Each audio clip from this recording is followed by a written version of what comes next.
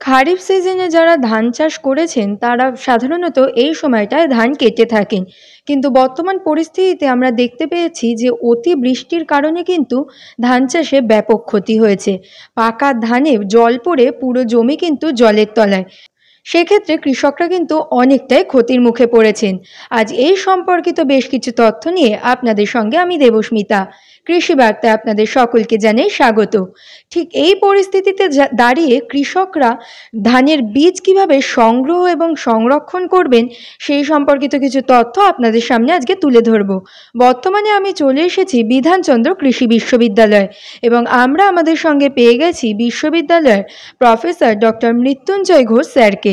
আমরা স্যারের থেকে বেশ কিছু কথা শুনে নেব। আচ্ছা স্যার, আমরা এখন দেখতে পেয়েছি যে অতি বৃষ্টির কারণে যে ধানের জমি জলের তলায় চলে গেছে, সেখানে দাঁড়িয়ে কৃষকরা কিভাবে ধানের বীজ সংগ্রহ করবেন এবং সেটা সংরক্ষণ করে রাখবেন?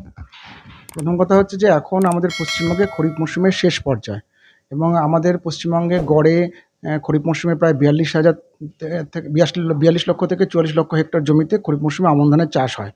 আমন ধান চাষের ক্ষেত্রে কৃষকরা সাধারণত 3 ধরনের জাত ব্যবহার করে থাকেন। একটা হচ্ছে দেশি জাত, তার মধ্যে দেশি এবং দেশি সুগন্ধি।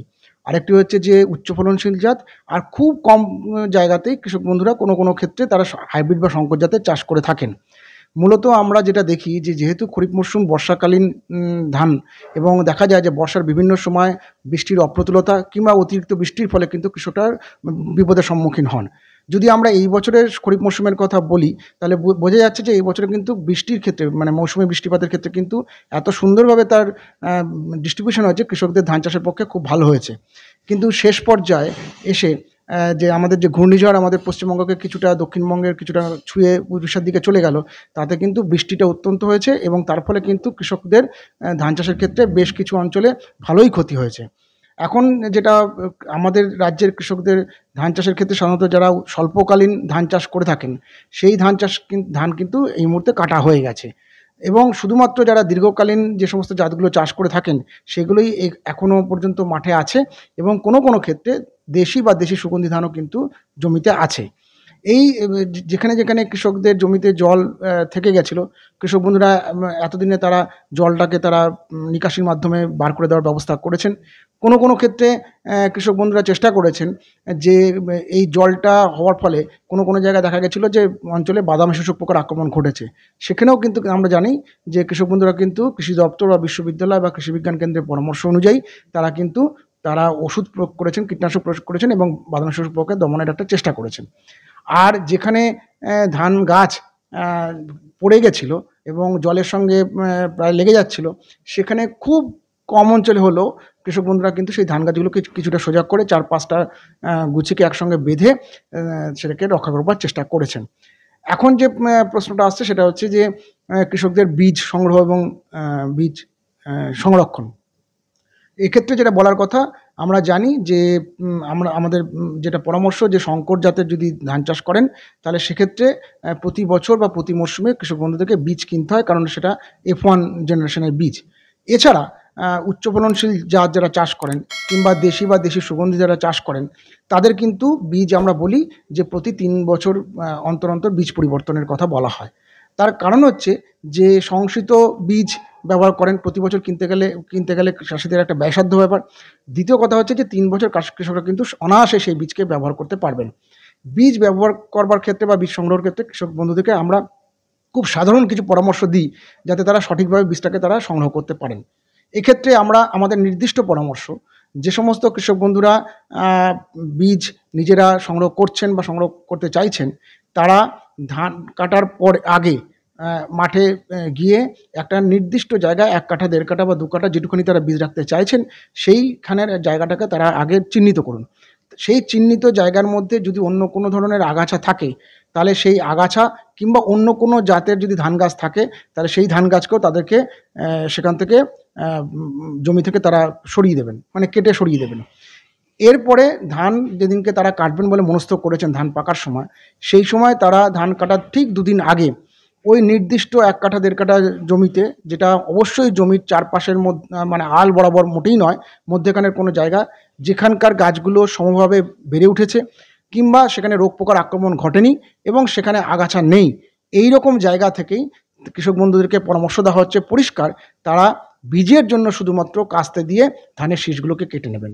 নিয়ে ওই যে শীষগুলো কেটে নেওয়া হলো সেই শীষগুলোকে তারা নিয়ে এসে আলাদা করে বাড়িতে বা উঠোনে তারা ঝাড়াই বাছাই করে 2-3 দিন রোদ দেওয়ার পর কোনো একটা নির্দিষ্ট বস্তায় কিংবা পাত্রে তারা সংরক্ষণ করবেন। বাকি যে জমির যে ধানটা, সেই ধানটাকে কিন্তু তারা কাটবেন, কেটে যেরকমভাবে ধান হিসেবে ব্যবহার করার জন্য আলাদা করে তারা ঝাড়াই বাছাই এগুলো তারা করবেন। দুটো পদ্ধতিকে আলাদা করে রাখতে হবে। এবার বীজ হিসেবে যেটা সংগ্রহ করলেন সেই বীজটাকে তাদেরকে কোনো বস্তা কিংবা পাত্রে যখন রাখছেন, আমাদের পরামর্শ হচ্ছে যদি সম্ভব হয় তাহলে কৃষক বন্ধুরা একটু নিম পাতা, ওই স্তরে স্তরে নিম পাতা তারা দিয়ে রাখতে পারেন। এতে যেটা হয় যে ওই বীজগুলো যে গুদামজাত যে সমস্ত পোকার আক্রমণের সম্ভাবনা থাকে সেগুলোকে কিছুটা মাত্রায় কমায় বা প্রতিহত করে। আর বীজ সাধারণত কৃষক বন্ধুরা সংগ্রহ করে রাখেন 5 থেকে 6 মাস। আমরা কৃষক বন্ধুদেরকে বারবার বলি যে এই 5-6 মাসের মধ্যে অন্তত 2 বার, অর্থাৎ বীজ রাখার সংরক্ষণের 2 মাস পরে বীজগুলোকে আবার বার করে একদম সূর্যালোকের মধ্যে 2 দিন ছড়িয়ে দেওয়া হয়। তারপরে সেই বীজগুলোকে আবার কুলোতে ঝাড়াই করে পুষ্টদানার বীজগুলোকে আবার ওই পাত্রের মধ্যে ওই নিম পাতা দিয়ে রেখে দেওয়া হয়। আবার 2 মাস পরে তারা সেটাকে আবার রোদে দেন এবং ঝাড়াই বাছাই করে রেখে দেন। এরকম যদি 2 বার অন্তত তারা 5-6 মাসের মধ্যে করতে পারেন, তাহলে দেখা যায় যে বিশুদ্ধ বীজ, সতেজ সবল বীজই কিন্তু রক্ষা করতে পারবেন। অর্থাৎ কৃষক বন্ধুদেরকে পরিষ্কার বলা হচ্ছে যে ধান কাটার পদ্ধতি একরকম, বীজ সংগ্রহের পদ্ধতি আর এক রকম।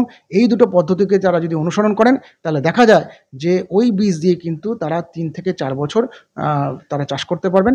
3-4 বছর হয়ে গেলে পরে কিন্তু আমরা পরিষ্কার বলছি যে তাদেরকে আবার নতুন করে বীজ সংগ্রহ করে তারপরে তাদেরকে চাষ করতে হবে, যাতে তারা ভালো ফলন পায়।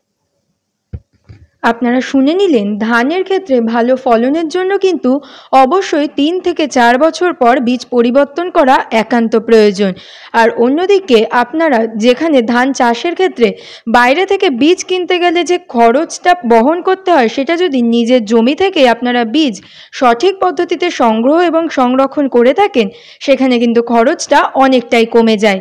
তাই ভালো ফলনের পাশাপাশি লাভ করতে কিন্তু অবশ্যই এই ধরনের পদ্ধতিগুলি মেনে চলা একান্ত প্রয়োজন।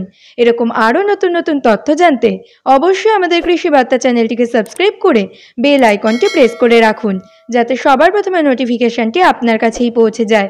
নমস্কার।